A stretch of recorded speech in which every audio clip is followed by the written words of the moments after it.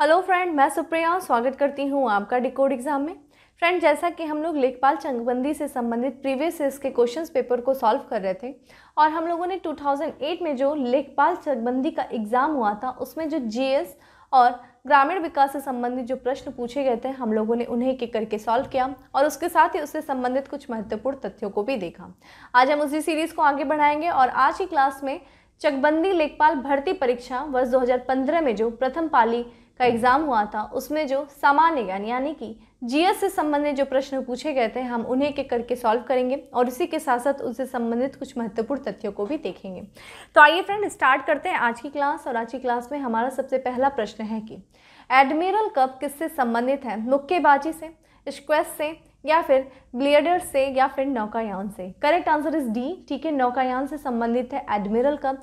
तो जितने भी ये सारे जो खेल प्रतियोगिताएं होती हैं इनसे संबंधित जो कप होते हैं ये भी आपको पता होने चाहिए। ठीक है, इससे संबंधित प्रश्न पूछे जाते हैं।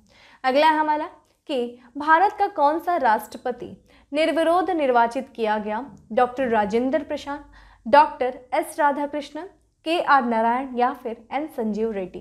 Correct answer is D. ठीक है, इस क्वेश्चन से सभी लोग लगभग वाकिफ होंगे। ठीक है, जो भारत के जो एकमात्र राष्ट्रपति जो निर्विरोध निर्वाचित किए गए थे वो थे एन संजीव रेड्डी। ये 2 बार राष्ट्रपति पद के लिए इन्होंने चुनाव लड़ा। पहली बार ये असफल रहे और दूसरी बार जो है ये राष्ट्रपति पद के लिए निर्विरोध निर्वाचित किए गए। ठीक है, अगर हम इनके समय काल को देखें और क्रम देखें तो ये भारत के जो है 6वें नंबर के राष्ट्रपति थे और इनका जो समय काल था वो था 1977 से लेकर के 1982। ठीक है, 1982 तक था, ये चीज़ ध्यान रखिएगा।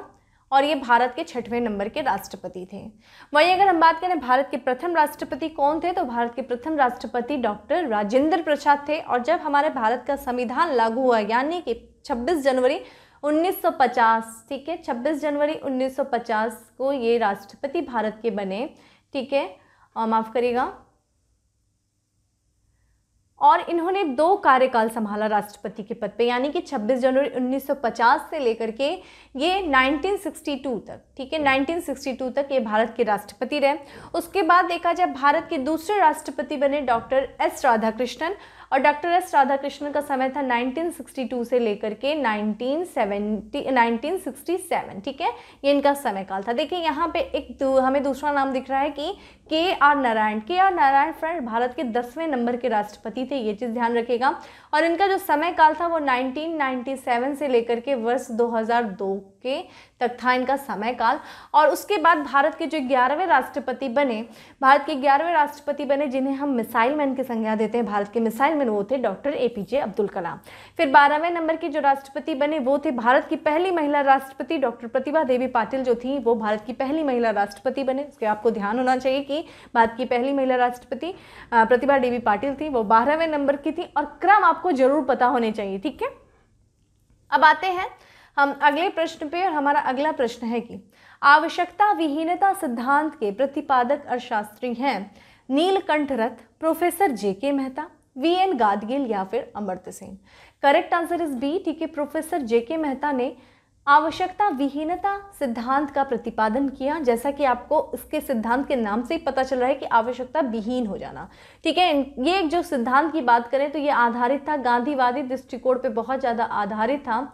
ठीक है, ये सिद्धांत जो इन्होंने दिया और इसमें इनका जो कहने का तात्पर्य था कि व्यक्ति जो है जितना ज़्यादा उसकी आवश्यकताएं होंगी उतने ही ज़्यादा वो सुख की अनुभूति कम प्राप्त करेगा या फिर सुख की अनुभूति उसको नहीं होगी। यानी कि आवश्यकताओं को बढ़ाने की जगह उन्हें अपनी आवश्यकताओं को कम करना चाहिए जिससे कि वो सुख की अनुभूति को प्राप्त करें, सुख को प्राप्त करें। ठीक है, तो अपनी आवश्यकताओं को जितना आप कम करेंगे उतना ही ज़्यादा आप सुख की प्राप्ति करेंगे। ठीक है, तो यही था आवश्यकता विहीनता। नाम से ही पता चल रहा है कि आवश्यकता विहीन हो जाओ। ठीक है, यहाँ पे देखें अमर्त्य सेन का नाम दिया है। अमर्त्य सेन जिन्होंने लोक कल्याणकारी अर्थशास्त्र का इन्होंने आधार रखा, अवधारणा रखी, लोक कल्याणकारी अर्थशास्त्र की अवधारणा रखी और इस चीज़ के लिए इनको 1998 में जो है अर्थशास्त्र का नोबेल दिया गया।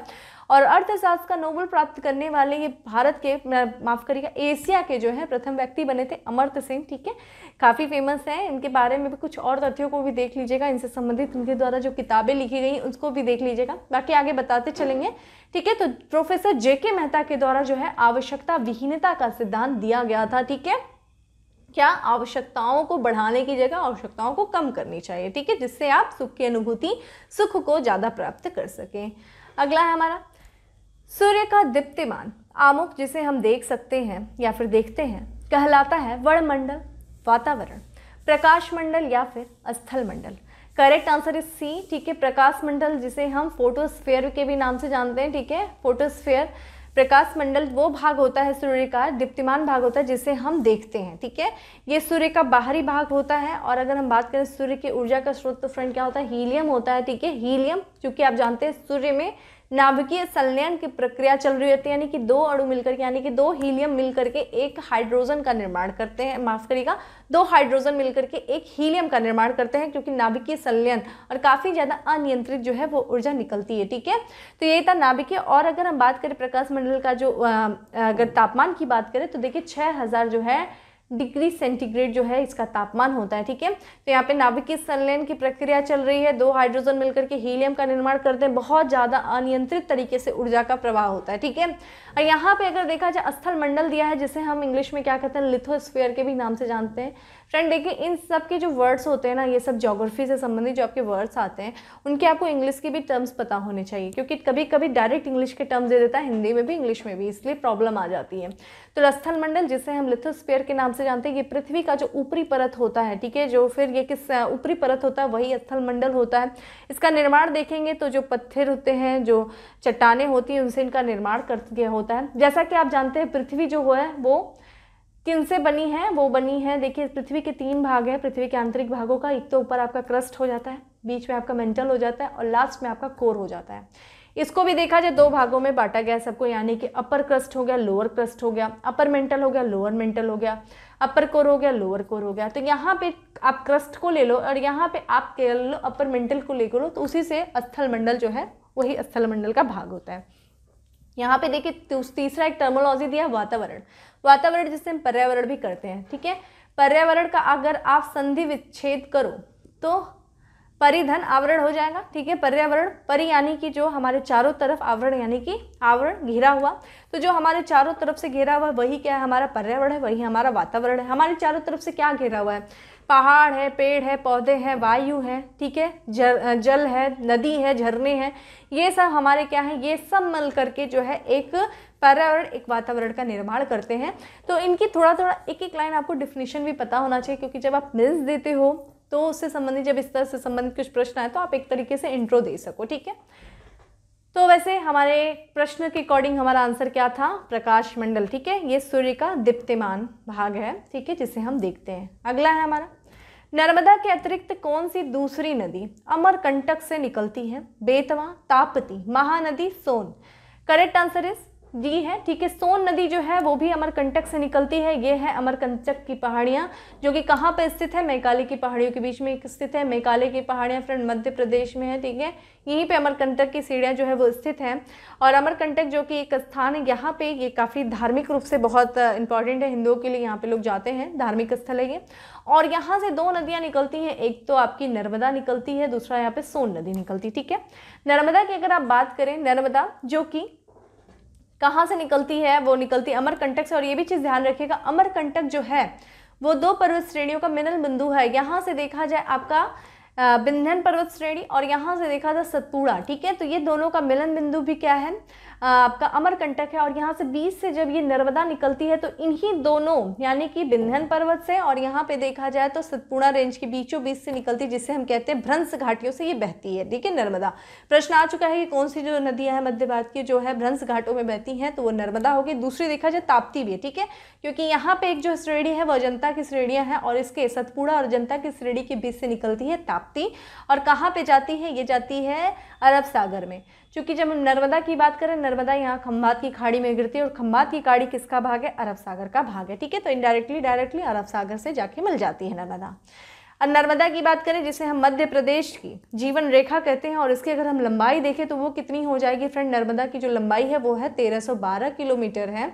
और वहाँ पे देखिए, यहाँ पे हम दूसरी नदी जो है वो है सोन नदी। सोन नदी पूर्व की तरफ बहती है और झारखंड, उत्तर प्रदेश होते हुए बिहार में जाती है। और बिहार में ये पटना में, ठीक है, ध्यान रखिएगा। पटना में गंगा से मिल जाती है, क्योंकि आप गंगा देखेंगे यहाँ से आ रही है और यहाँ से मिलती है ये पटना में, तो गंगा के जो है बाएं किनारे से मिलती है, तो बाएं हाथ से मिल रही है। ये भी प्रश्न पूछता है कि बाएं भाग से कौन जो है सहायक नदियाँ हैं, दाएं भाग से कौन है, तो ये देखा जाए दाएं भाग की जो है सहायक नदी है गंगा की सोन नदी। ठीक है, सोन नदी, और इसकी लंबाई अगर हम बात करें तो 780 किलोमीटर है। ठीक है, 780 किलोमीटर जो है सोन नदी है।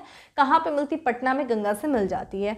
ठीक है, तो ये भी चीज़ पता होना चाहिए कहाँ से निकल रहे हैं, कौन की कहाँ से बह रही है, किससे किससे मिल रही है, कौन कौन से शहर किस नदी के किनारे स्थित है। तो ये भी चीज़ थोड़ा सा ध्यान रखिएगा ऐसे, क्योंकि बहुत ज़्यादा फैक्ट्स पूछे जाते हैं ऐसे एग्जाम्स में, तो हमें फैक्ट्स बहुत अपना स्ट्रांग रखना है।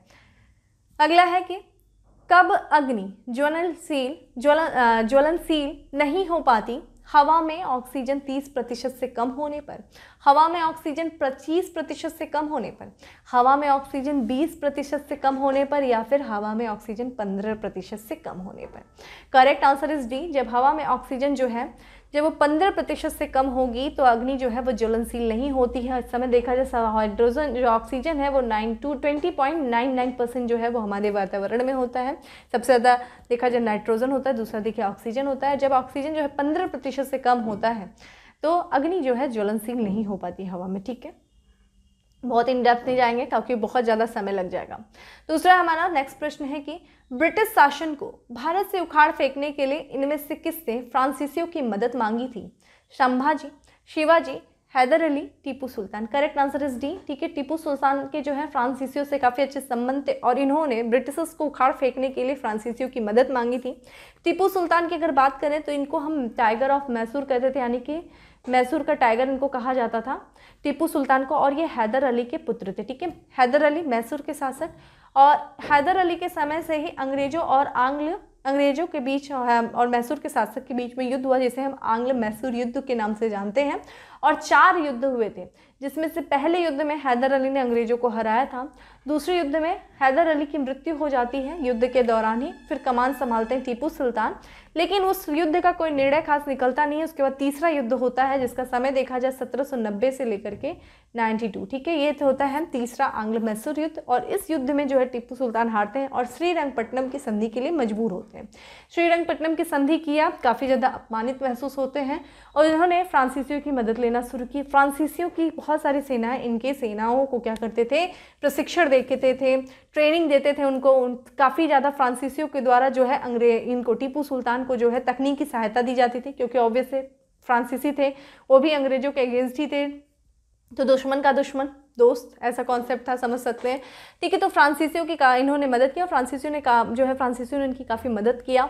उसके बाद चूंकि फ्रांस में भी देख रहे थे, फ्रांस में भी आंदोलन, वहाँ पे क्रांति चल रही, फ्रांसीसी क्रांति, और उसी दौरान जैकोबियन क्लब का निर्माण होता है, स्थापना होती है 1794 में, और इस क्लब के भी मेंबर बनते हैं कौन? टीपू सुल्तान। मैसूर में इसका स्थापना हुआ, जो है स्थापना की जाती है जैकोबियन क्लब में जो है मैसूर में। और फिर इन्होंने टीपू जो सुल्तान नागरिक कहलाते हैं, नागरिकता। ठीक है, तो ये जो फ्रांसीसी क्रांति से काफ़ी प्रभावित होते हैं और इन्होंने श्रीरंगपट्टनम में जो है स्थापना किया जैकोबियन क्लब का, जैसा कि बताया गया। इन्होंने एक स्वतंत्रता वृक्ष भी लगाया, स्वयं को इन्होंने जो है नागरिक क्या कहा? टीपू कहा, नागरिक टीपू सुल्तान कहा। तो ये सारी चीज़ें थी। फ्रांसीसियों से काफ़ी ज़्यादा इनके अच्छे संबंध माने जाते हैं। तो ध्यान रखिएगा, ये जो मैसूर के शासक टीपू सुल्तान थे, इन्होंने फ्रांसीसियों की मदद मांगी, लेकिन 1799 में जो है जब चौथा आंग्ल मैसूर हुआ तो इनकी हत्या कर दी गई। ठीक है, तो यही था, इनका चैप्टर यहीं से क्लोज हो जाता है 1799 में। अब हम आगे बढ़ते हैं, नेक्स्ट पे चलते हैं कि नेक्स्ट है निम्नलिखित में से किसमें सर्वाधिक ऊर्जा होती है? लाल प्रकाश में, नीला प्रकाश में, हरा प्रकाश में, या फिर पीला प्रकाश में।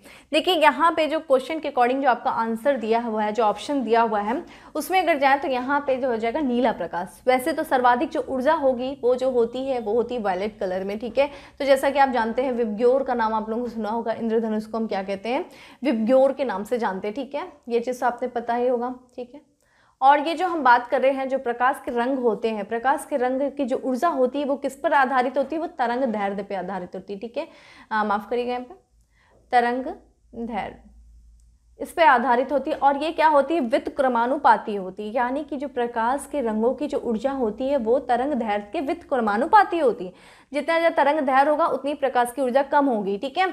तो ये ध्यान रखिएगा, यहाँ पे जो है प्रकाश की ऊर्जा जो है तरंग दैर्घ्य जो सबसे कम जो होता है वायलेट में होता है, सबसे ज़्यादा जो होता है वो किस में होता है, रेड में होता है।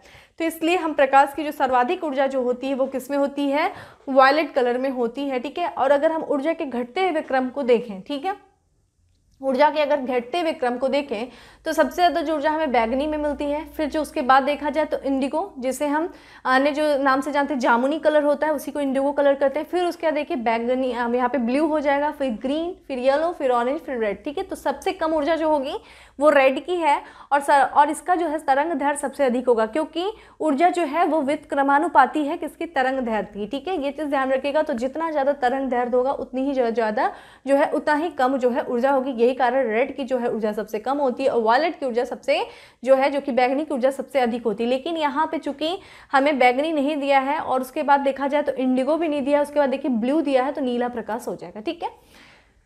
आगे बढ़ते हैं कि प्रसिद्ध बांसुरी वादक हरिप्रसाद चौरसिया का जन्म कहाँ हुआ था, हजरतगंज लखनऊ, पार्क स्ट्रीट कोलकाता, लोकनाथ इलाहाबाद या फिर Lokhandwala Mumbai. Correct answer C है लोकनाथ इलाहाबाद में ये प्रसिद्ध बांसुरी वादक हैं जिनका नाम है हरि प्रसाद चौरसिया।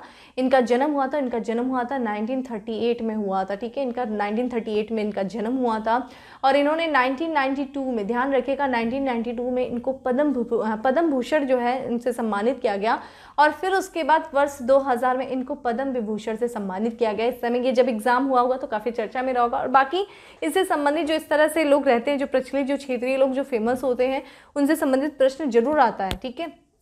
तो ये पर्सनालिटीज़ जो होती हैं इनके बारे में हमें नॉलेज होनी चाहिए। तो जब भी आप पढ़िएगा तो इनको भी साथ में ध्यान में रखते चलिएगा।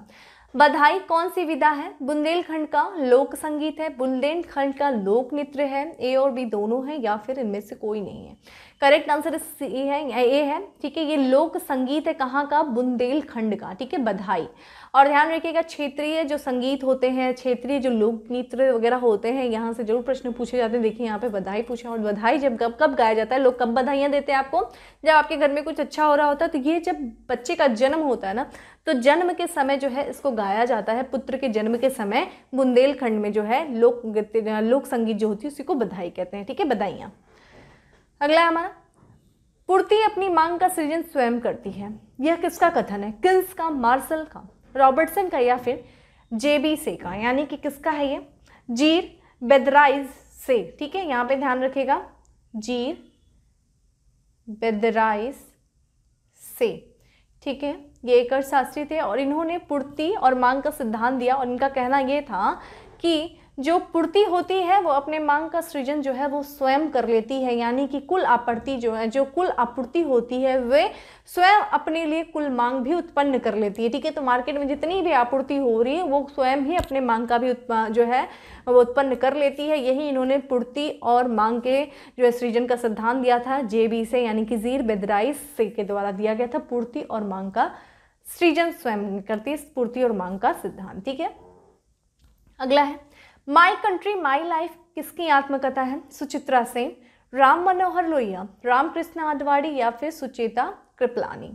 तो इसका करेक्ट आंसर क्या हो जाएगा फ्रेंड, सी हो जाएगा, ठीक है। लाल कृष्ण आडवाणी की ये आत्मकथा है माई कंट्री माई लाइफ, ठीक है। अगला है हमारा, भारतीय राज्य की कौन सी मुख्यमंत्री अपनी विरोधी पार्टी के अध्यक्ष से विवाहित थी, जयललिता, सुचिता कृपलानी, ए और बी दोनों या फिर इनमें से कोई नहीं। करेक्ट आंसर इज बी, सुचिता कृपलानी, जो कि भारत की पहली महिला मुख्यमंत्री थी। किस राज्य की, उत्तर प्रदेश के राज्य की, ठीक है।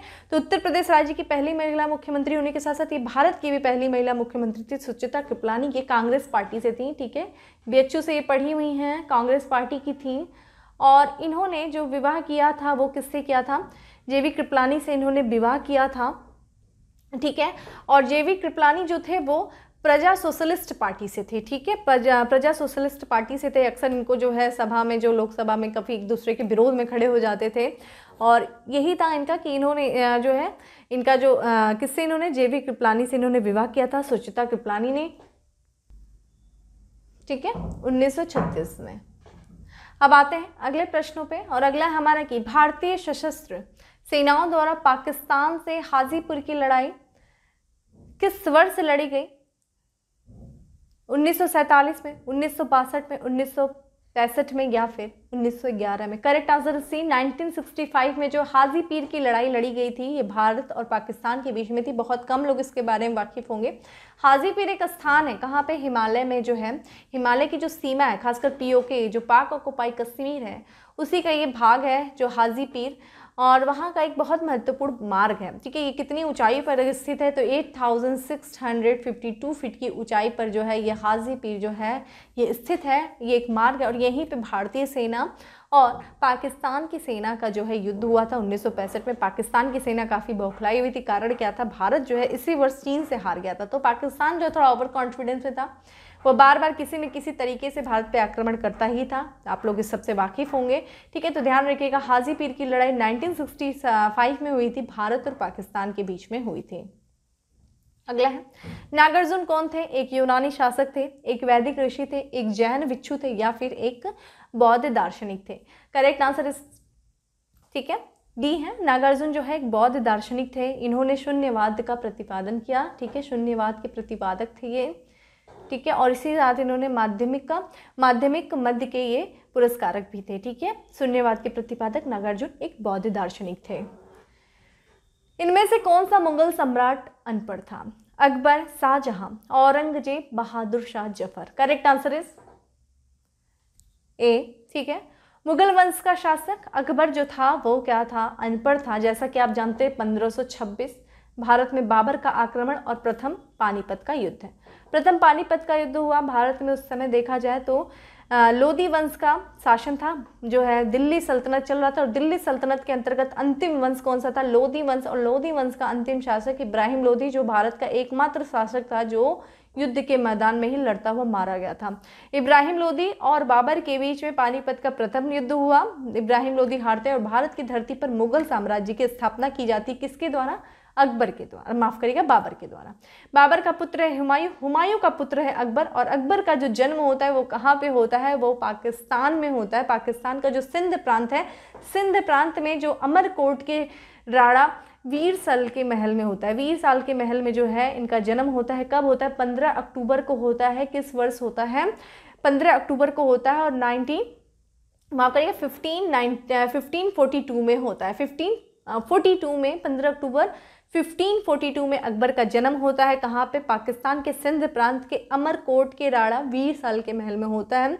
और फिर जैसा कि आप जानते हैं हुमायूं की अगर आप लोगों ने ज़िंदगी देखी होगी, भागते ही फिरते रहते हैं, तो हुमायूं ने इनके लिए 2 संरक्षक उस समय नियुक्त किए। सबसे पहला जो संरक्षक थे वो थे मुनीफ खां। ठीक है, उसके बाद मुनीफ खां, उसके बाद देखा जाए बैरम खां। बैरम खां ने आगे चल करके इनके लिए शिक्षक नियुक्त किया जिनका नाम था मीर अब्दुल्ला लतीफ़। बहुत ज़्यादा अब्दुल्ला लतीफ़ का देखा जाए बहुत ज़्यादा अकबर पे प्रभाव है। अगर आप लोगों ने पढ़ा होगा मुगल काल, तो बहुत ज़्यादा इनके व्यक्तित्व पे बैरम खां, अब्दुल्ला लतीफ़, इनका बहुत ज़्यादा इनका पे बहुत प्रभाव था इनके पे, अकबर पे। और अकबर जैसा कि अनपढ़ तो थे, लेकिन इनको व्यवहारिक का बहुत ज्ञान था, चूँकि बचपन से शिकार करने के, ठीक है, हाथी पे सवारी करने के, ठीक है, शिकार कबूतर उड़ाने का इनको बड़ा शौक रहता था। तो इनको व्यवहारिकता का बहुत ज़्यादा ज्ञान था, और कहीं ना कहीं इसी व्यवहारिकता ने इनको काफ़ी ज़्यादा एक महान जो है शब्द इनके आगे लगा दिया, मुगल सम्राट महान अकबर। ठीक है, तो ये अनपढ़ थे लेकिन इनको व्यवहारिकता का ज्ञान था, तो ये चीज़। फिर शाहजहां का पुत्र अकबर का जो पुत्र है जहांगीर, जहांगीर का पुत्र शाहजहां। ठीक है, और अंतिम जो है बहादुर शाह जफर, मुगल वंश का अंतिम शासक। ठीक है, इन्हीं के समय में 1857 की क्रांति होती है। और अगला हमारा कि कुछ वर्ष पहले किस एशियाई देश ने अपना राष्ट्रगान बदल दिया है? देखिए, ये समय वर्ष 2015 में प्रश्न पूछा गया था, और उस समय के अकॉर्डिंग जो आंसर था वो था बी। ठीक है, नेपाल में हमेशा कुछ न कुछ देखते हैं, संवैधानिक उथल पुथल रहता है, कभी संविधान बदला जाता है, कभी राष्ट्रगान बदला जाता है। लेकिन अगर हम हाल फिलहाल के सिनेरियो देखें तो अभी एक देश है ऑस्ट्रेलिया। ठीक है, ऑस्ट्रेलिया ने अपने राष्ट्रगान के शब्दों को बदला है, राष्ट्रगान में कुछ बदलाव किया। तो ध्यान रखिएगा, हाल फिलहाल में जिस देश ने अपने राष्ट्रगान में बदलाव किया है वो है ऑस्ट्रेलिया। तत्कालीन समय यानी कि वर्ष 2015 में जब ये एग्जाम हुआ था तो उस समय नेपाल था। ठीक है, अगला है ऐतिहासिक विक्टोरिया पार्क, जिसे अब जंग-ए-आज़ादी पार्क का नाम दिया जाता है, कहाँ स्थित है? अमृतसर, इलाहाबाद, झांसी या फिर मेरठ? तो ये उत्तर प्रदेश के मेरठ में स्थित है विक्टोरिया पार्क, जिसे जंग आज़ादी के पार्क के नाम से जाना जाता है। वर्ष 2006 में यहाँ पे काफ़ी भीषण आग वगैरह लग गई थी, जिसके कारण से काफ़ी चर्चा में था, और यही कारण है आगे जाकर के ये प्रश्न भी पूछे गए थे। ठीक है, तो कहाँ पे स्थित है? विक्टोरिया पार्क, जंग आज़ादी पार्क, मेरठ में। ठीक है, अगला है, दो कांच के गिलास एक दूसरे, ठीक है, एक के अंदर दूसरा या फिर एक दूसरे से चिपक जाते हैं, उन्हें कैसे अलग किया जा सकता है? अंदरूनी गिलास में गर्म पानी डालकर, गिलासों को शीतल जल में डाल करके, बाहरी गिलास को गर्म पानी भी डाल करके, या फिर जोरों से पीट करके। जोरों से पीटोगे तो कांच की गिलास तो वैसे ही टूट जाएगी। ठीक है, तो इसका करेक्ट आंसर क्या हो जाएगा? जो बाहरी ग्लास है ना, जो बाहरी ग्लास को गर्म पानी में डाल दो, दोनों ग्लास अलग हो जाएंगी। ठीक है, ये एक ग्लास है, ये दूसरी ग्लास है, एक दूसरे पे चढ़ी हुई है, चिपक गई हैं, इनके बीच में जो है निर्वात, यहाँ पे क्या, हवा भरी हुई है। अब जब यहाँ पे गर्म पानी डालेंगे हम, तो ये हवा क्या होगी? गर्म होगी। और आपको पता होना चाहिए, जब हवा गर्म होती है तो वो क्या होती है? ऊपर की तरफ उठती, हल्की होती है और ऊपर की तरफ उठती है। जब ये ऊपर की तरफ उठना जब स्टार्ट करेगी तो ये इस गिलास को क्या करेगी? पुश करना शुरू करेगी, और ये जो ऊपर की ग्लास है वो बाहर निकल जाएगी। इसीलिए जब भी दो कांच की ग्लास जब आपस में चिपक जाएं, तो उनको अलग करने के लिए हम उनको गर्म पानी में डाल देते हैं। ठीक है, अगला है, थॉमस रो मुगल सम्राट जहांगीर से किस किले में मिला था? आगरा में, इलाहाबाद में, झांसी में या फिर अजमेर में? Correct answer is D. ठीक है, अजमेर में मिला था थॉमस रो की फ्रेंड बात करें तो ये कब भारत में आया था? ये 1615 से लेकर के 19 तक ये भारत में था। और उस समय इंग्लैंड के जो शासक थे, इंग्लैंड के जो सम्राट थे, जेम्स प्रथम के दूत के रूप में ये भारत आया था। और ये जहांगीर, जो कि अकबर का पुत्र है, और जहांगीर का समय 1605 से लेकर के 1627 तक चलता है। और इसी समय ये जहांगीर से अजमेर में मिलता है। जहांगीर ने इसको व्यापार वगैरह की भी अनुमति दी थी। ठीक है, तो ये चीज़ ध्यान रखिएगा, कहाँ पे मिलता है सर थॉमस रो अजमेर में जहांगीर से मिलता है। ठीक है, अब हम नेक्स्ट प्रश्न में चलते हैं। नेक्स्ट है हमारा कि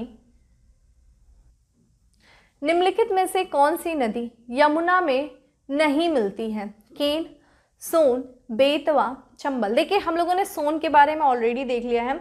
सोन नदी की अगर बात करें तो ये नहीं मिलती है यमुना में, क्योंकि ये तो गंगा में मिलती है। कहाँ पे मिलती है? पटना में मिलती है। हम लोगों ने जस्ट इसके बारे में बात किया।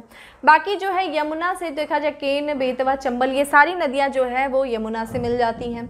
अगर हम यमुना की बात करें तो जो उत्तराखंड में जो उसका उत्तरी जिला है, उत्तरकाशी में जो गंगोत्री है, वहाँ से यमुना निकलती है। ठीक है, और ये देखा जाए प्रयागराज में जो है, प्रयागराज में ये गंगा से मिल जाती है। जैसा कि आप जानते हैं प्रयागराज में संगम है, संगम में कुंभ लगता है। हम लोगों ने इसके बारे में भी चर्चा किया था। संगम क्या है? तीन नदियों का मेल है। किसका किसका संगम है? गंगा, यमुना, आपका जो है सरस्वती, तीन नदियों का संगम है। ठीक है, तो ये गंगा से जो है मिलती है प्रयागराज में। और इसके बारे में बात करें तो ये गंगा की सबसे बड़ी जो है वो सहायक नदी है। ठीक है, इसके दाएं तट से मिलती है। और इसकी अगर लंबाई बात करें तो 1376 जो है वो इसकी लंबाई है। और इसकी उपनदियों की बात करें तो बाएं तट से, जो बाएं हाथ से जो इसकी उपनदियां हैं वो है, देखिए, टॉन्स है, हिंडन है, शारदा है, और इसका देखा जाए तो ऋषि गंगा है, साथ ही साथ हनुमान गंगा जो है, ये इसकी बाएं साइड से उपनदियां हैं। और अगर हम दाएं साइड से उपनदियों की बात करें तो देखिए यहाँ पे चंबल है, बेतवा है, केन है, और ये सारी जो है नदियाँ, सिंध है, ये जो इसकी नदियाँ जो है ये इसके बाएं तट से हैं। ठीक है, दाएं तट से, माफ़ करिएगा। और वहीं पे अगर हम देखते हैं तो इसके कौन कौन से शहर जो है वो यमुना में स्थित है, तो सबसे पहले तो देश की राजधानी दिल्ली जो है वो यमुना किनारे स्थित है। दिल्ली के बाद देखा जाए तो मथुरा है, मथुरा के बाद देखा जाए तो आगरा है, इस आगरा जो है, ठीक है, आगरा के बाद देखा जाए फ्रेंड तो कौन से, कालपी जो है, कालपी भी देखा जाए यमुना के पास में। फिर प्रयागराज, ठीक है, इटावा, प्रयागराज में तो है ही, क्योंकि प्रयागराज में गंगा से मिल ही रही है। तो ये सब शहर जो हैं वो सब जो यमुना नदी के तट पर स्थित हैं। ठीक है, आगे देखते हैं। नेक्स्ट है, गंडक सिंचाई परियोजना किन प्रदेशों का एक संयुक्त प्रयास है? Uttar Pradesh, Madhya Pradesh, Uttar Pradesh Bihar, Uttar Pradesh Uttarakhand, Uttar Pradesh Haryana. Correct answer is B. ठीक है, उत्तर प्रदेश और हरियाणा के बीच में गंडक नदी जो है, जो गंडक सिंचाई परियोजना है, गंडक नदी नेपाल से निकलती हुई बिहार में आती है। और ये जो है दो राज्यों के बीच की ये परियोजना है, गंडक सिंचाई परियोजना, जिसकी शुरुआत देखिए 1962 में की गई थी और 1961 में, ठीक है। और ये बहुउद्देशीय परियोजना है। बहुउद्देशीय मतलब कई उद्देश्यों की पूर्ति करती है, जैसे कि ये जो है दामोदर नदी में जो बाढ़ आती है उसको भी, उस दामोदर नदी की जो बाढ़ आती है उसको नियंत्रण करने में, सिंचाई कार्य में इस परियोजना का इस्तेमाल होता है, साथ विद्युत उत्पादन में। तो एक तरीके से बहुउद्देशीय परियोजना है। और इस परियोजना के अंतर्गत देखा जाए तो बिहार राज्य में, ठीक है, एक नगर है वाल्मीकि नगर। बिहार राज्य में जो वाल्मीकि नगर है, उस वाल्मीकि नगर में एक बैराज बनाया गया है। कितना नंबर 440 जो है मीटर का बैराज निर्माण किया गया था, ठीक है। तो ये दो राज्यों के बीच में उत्तर प्रदेश और बिहार जो है गंडक सिंचाई परियोजना, ठीक है। अगला है, इनमें से किसने भूमि मापन की व्यवस्था प्रारंभ की? Bahadur Shah Zafar, Sher Shah, Shah Jahan, Akbar. Correct answer is B, Sher Shah के द्वारा जो है भूमि मापन की व्यवस्था प्रारंभ की गई थी। शेरशाह जो कि सूर्य वंश का संस्थापक है फ्रेंड, आपको पता होगा हुमायूं के समय में जो है, हुमायूं की ज़िंदगी बड़ी भागती फिरती रही थी। 1540 की बात है। हुमायूं जो है ये एक अफगान शासक रहता है। हुमायूं तो मुगल शासक रहता है और ये अफगान रहता है। और ये अफगान जो रहता है, ये अफगान हमेशा मुगलों के थोड़ा अगेंस्ट रहते हैं। और इसी दौरान जो इनका एक युद्ध होता है 1540 में, ध्यान रखिएगा 1540 में जो कन्नौज का युद्ध, ठीक है, बड़ा निर्णायक युद्ध होता है कन्नौज, जिसे हम बिलग्राम का युद्ध कहते हैं। और इस बिलग्राम के युद्ध में एक निर्णय ये हो जाता है कि जो आपका हुमायूं है वो 1500 वर्षों के लिए निर्वासित जीवन जीने के लिए मजबूर हो जाता है, क्योंकि भारत में 1500 वर्षों के लिए तो सूर्य वंश की स्थापना हो जाती है। 1500 यानी कि 1540 से लेकर के 1500, ठीक है, 55 तक जो है ये सूर्य वंश चलता है, ठीक है। और इस दौरान सूर्य वंश का शासक बनता है प्रथम शासक शेरशाह सूरी, जिसका समय रहता है 1540 से लेकर के 1545। इसने बहुत सारे प्रयोग किए, जिसका आज भी हम कहते हैं अपनी व्यवस्थाओं में इनका इस्तेमाल करते हैं। और सबसे इनके द्वारा जो व्यवस्था की गई थी वो की गई थी, जैसा कि आप देख रहे हैं, भूमि मापन की व्यवस्था, ठीक है। भूमि मापन के द्वारा मापन की व्यवस्था प्रारंभ की गई। और इन्होंने जो है भूमि मापने के लिए, देखिए, गज-ए-सिकंदरी, यहाँ पे जगह नहीं है, गज-ए-सिकंदरी, ठीक है, जिसका आगे चल के अकबर भी इस्तेमाल करेगा। गज-ए-सिकंदरी और सनक की डांडी का प्रयोग किया था इन्होंने भूमि को मापने के लिए, ठीक है। और ये भू राजस्व का कितना भाग जो है कर के रूप में लेते थे? 1/3 भाग जो है ये कर के रूप में जो है लेते थे। तो ध्यान रखिएगा, शेरशाह सूरी। फिर उसके बाद पुनः जो है फिर अकबर आता है। अकबर, बैरम खां युद्ध होता है, बैरम खां से हेमू का युद्ध होता है, ठीक है, हेमू से। तो ये सारी चीज़ें थी, इतिहास से संबंधित है। तो ये चीज़ ध्यान रखिएगा कि भूमि मापन की व्यवस्था जो है वो शेरशाह सूरी के द्वारा जो है स्थापित की गई थी, ठीक है, ठीक है। और वो हेमू के बीच में जो युद्ध हुआ था वो पानीपत का दूसरा युद्ध हुआ था, ठीक है। तो एक बार पानीपत के युद्ध से प्रथम बार जो स्थापित किया गया था मुगल साम्राज्य बाबर के द्वारा, फिर थोड़ा देर के लिए मुगल साम्राज्य थोड़े समय के लिए शिथिल हो गया, फिर पुनः जो है पानीपत का द्वितीय युद्ध होता है 1556 में। पुनः जो है देखा जाए मुगल सत्ता फिर से स्थापित होती है और अकबर जो है वो शासक बनता है। आगे देखते हैं, नेक्स्ट है कि शहद का प्रमुख घटक या फिर रासायनिक यौगिक क्या है? Galactose, sucrose, maltose, fructose. तो इसका करेक्ट आंसर क्या हो जाएगा फ्रेंड? इसका करेक्ट आंसर हो जाएगा डी हो जाएगा, ठीक है। फ्रक्टोज जो है वो शहद का प्रमुख घटक है। फ्रक्टोज जिसे हम फ्रूट शुगर के भी नाम से जानते हैं, ये इसका कार्बनिक यौगिक है, ठीक है। फ्रूट शुगर फ्रक्टोज को कहते हैं।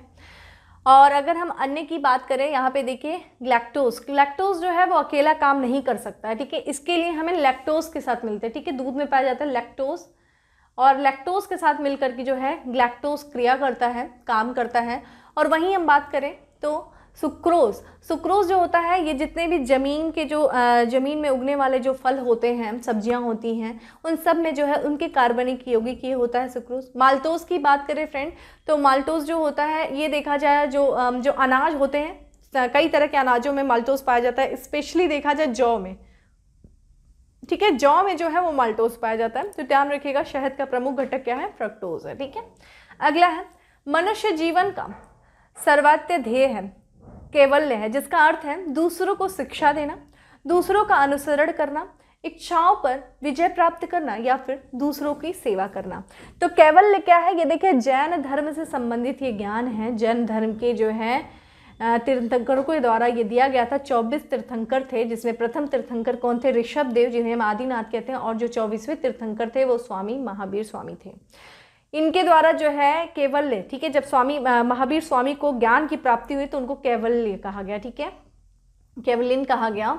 और कैवल्य जो होता है इच्छाओं पर विजय। तो जिसने अपनी इच्छाओं को विजय कर लिया, जिसने अपनी इच्छाओं पर विजय प्राप्त कर लिया, उसी को क्या कहा गया, वही इसके जीवन का जो है लक्ष्य है, कैवल्य है, और उसको कैवलिन कहा गया। ठीक है, जिसने ज्ञान की प्राप्ति कर ली, इच्छाओं पर विजय प्राप्त कर लिया। तो जैन धर्म से संबंधित है। ठीक है, मोक्ष की प्राप्ति होती है, जैसे हिंदू धर्म में लोग कहते हैं ना मोक्ष की प्राप्ति होती, निर्वाण प्राप्ति होती बौद्ध धर्म में। तो ये है कैवल्य जो है वो जैन धर्म से संबंधित है। ठीक है, आगे है विटामिन।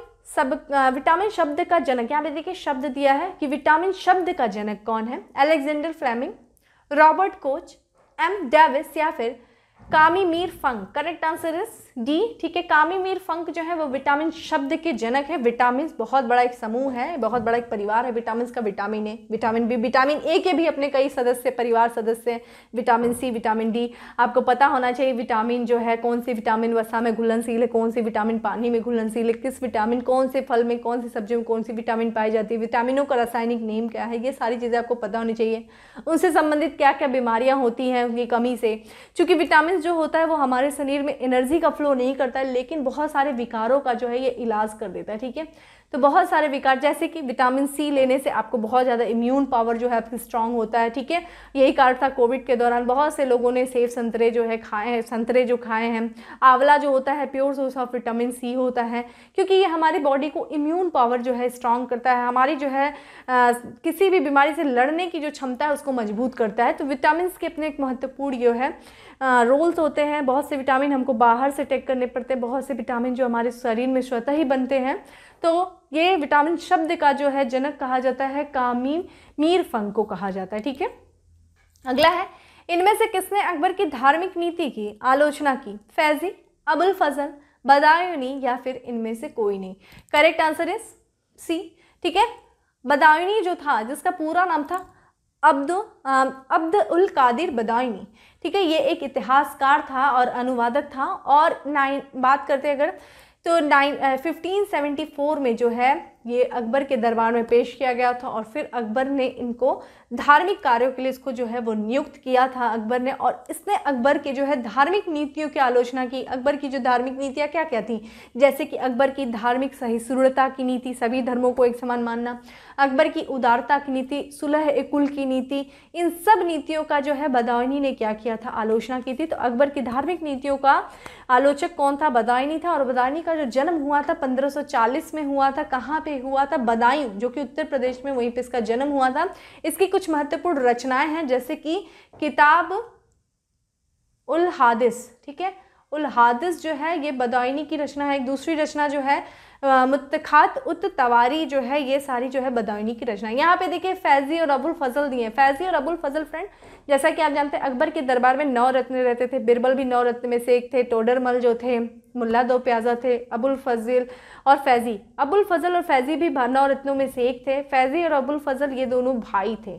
ठीक है, और यहाँ पे देखिए अबुल फजल की कुछ महत्वपूर्ण रचनाएं जिनसे आए दिन एग्जाम में प्रश्न आता है, जैसे कि अबुल फजल ने जो लिखा है अकबरनामा लिखा था। ठीक है, और जो है आईने अकबरी की रचना अबुल फजल के द्वारा की गई। ठीक है, तो ये चीज़ भी ध्यान रखिएगा। अगला है हमारा कि सिंचाई के लिए 16 मील लंबी चोल झील का निर्माण इनमें से किस चोल शासक ने करवाया था। अधिराज, राजेंद्र प्रथम, राजराज प्रथम या फिर इनमें से कोई नहीं। करेक्ट आंसर इज डी, माफ करिए बी, या राजेंद्र प्रथम जिसने, राजेंद्र प्रथम। ठीक है, राजेंद्र प्रथम जिसने पूरे बे ऑफ बंगाल को ही चोल झील में क्या किया था, कन्वर्ट कर दिया था। राजेंद्र प्रथम जो कि एक चोल शासक था। ठीक है, चोल शासक, चोल जिसकी स्थापना किसके द्वारा की गई थी, ये विजयालय के द्वारा जो है चोल वंश की स्थापना की गई थी विजयालय के द्वारा। और इसका समय क्या था, विजयालय जो है 1850, ठीक है 850, माफ करिएगा 850 से लेकर के 870 तक जो है विजयालय का समय था। इसके द्वारा चोल वंश की स्थापना की गई थी। चोल वंश का शासक था जो महत्वपूर्ण, सबसे महत्वपूर्ण राजराज प्रथम। राजराज प्रथम का ही पुत्र था राजेंद्र प्रथम। ठीक है, राजेंद्र प्रथम के द्वारा चोल झील का निर्माण कराया गया था। इसी के द्वारा जो है सिंचाई के लिए एक चोलगम झील का भी निर्माण करवाया गया था। ठीक है, चोलगम झील का निर्माण कराया गया था। राजेंद्र प्रथम ने देखा जाए गंगा अभियान किया था। गंगा अभियान को इसने किया, गंगा वो जीता, और इस अभियान के उपलक्ष्य में इसने देखा जाए गंगे चोल की उपाधि धारण की। और अपने विजय जो है स्मृति के रूप में इसने कावेरी नदी के पास में, ठीक है, एक राजधानी बनाई जिसका नाम था गंगैकोंडचोलपुरम। ठीक है, गंगा को जीतने वाला, कोंड मतलब विजयी, चोल मतलब चोल, पूरम यानी कि नगर, पूरम नगरों को कहा जाता था। ठीक है, तो ये था जो है गंगैकोंडचोलपुरम नगर की स्थापना किया राजेंद्र प्रथम, काफ़ी ज़्यादा शक्तिशाली शासक था चोल वंश का। ठीक है, इसने पूरे जो है बे ऑफ बंगाल को चोल झील के रूप में कन्वर्ट कर दिया था, क्योंकि इतने ज़्यादा इसने विजय अभियान किए साउथ ईस्ट एशिया में जाकर के ये। ठीक है, तो ये चीज़ ध्यान रखिएगा। आगे है हमारा कि स्वच्छ भारत अभियान, जिसने आम सफाई के साथ बड़ी संख्या में शौचालयों का निर्माण होना है, का शुभारंभ कब किया गया था? 15 अगस्त 2014, 28 अगस्त 2014, 25 सितंबर 2014 या फिर 2 अक्टूबर 2014। करेक्ट आंसर है।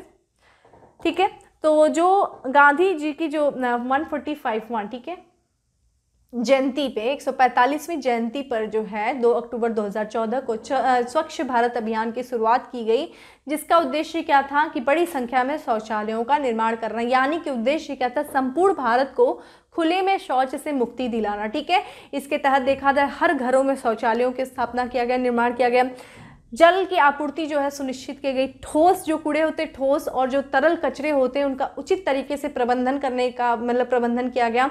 ठीक है, चूँकि गांधी जी ने बोला था कि भारत चूँकि आज़ाद तो हो गया लेकिन अभी भी उसको अभी आज़ादी नहीं मिली है, क्योंकि उनकी ये कहते हैं कि भारत जो है स्वच्छ, जिस दिन वो स्वच्छता को प्राप्त कर ले असली आज़ादी जो है तभी भारत की होगी। और गांधी जी के ही लक्ष्यों को, गांधी जी के सपने को पूरा करने के लिए स्वच्छ भारत अभियान जो है स्थापित किया गया, स्थापना किया गया, शुभारंभ किया गया है 2014 में 2 अक्टूबर को, और इसका जो है 2019 में लक्ष्य रखा गया था, और लक्ष्य रखा गया था भारत जो गांधी जी की 150वीं जयंती थी। ठीक है, तो इस तरीके से था फ्रेंड आज का हमारा जो 2015 में जो लेखपाल चकबंदी से संबंधित जो प्रश्न आए थे हम लोगों ने उन्हें के करके देखा। बाकी इसी तरीके से हम अपने नेक्स्ट सीरीज में भी लेकर के आएंगे। नेक्स्ट में हम देखेंगे जो ग्राम विकास से संबंधित जो प्रश्न पूछा गया था ग्रामीण भारत से संबंधित, उन्हें हम एक एक करके उसकी भी व्याख्यात्मक जो है विश्लेषण करेंगे, देखेंगे क्या क्या इंपॉर्टेंट है। बाकी सेशन अच्छा लगा हो तो लाइक करना नहीं भूलें, ज़्यादा से ज़्यादा लोग को शेयर करें, चैनल पर पहली बार आए हैं तो सब्सक्राइब करना नहीं भूलें। फिर मिलते हैं नेक्स्ट सेशन में, तब तक के लिए bye, have a good day, stay safe and stay happy.